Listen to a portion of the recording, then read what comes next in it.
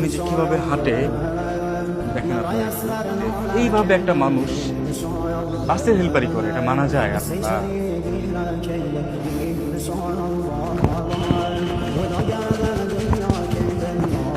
আস্তে আস্তে আস্তে বাবা বাবা আস্তে আস্তে আস্তে আস্তে, না না না, কষ্ট দিলাম আপনাকে।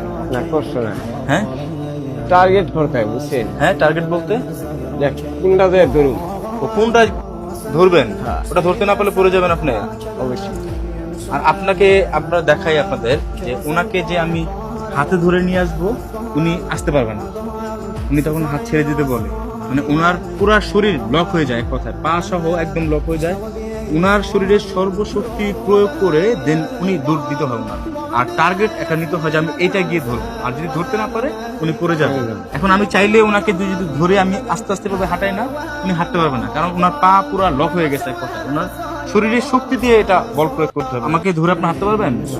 হাঁটতে পারবেন না, তাহলে ওইভাবে হাঁটতে হবে। ওইভাবে নিলে আস্তে আস্তে তাহলে আস্তে আস্তে হাঁটেন, কোনটা সুবিধা হয়?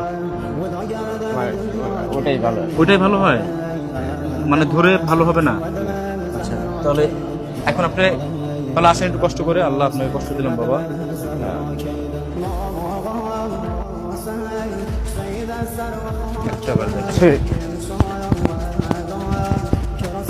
আল্লাহ আল্লাহ আল্লাহ আল্লাহ আল্লাহ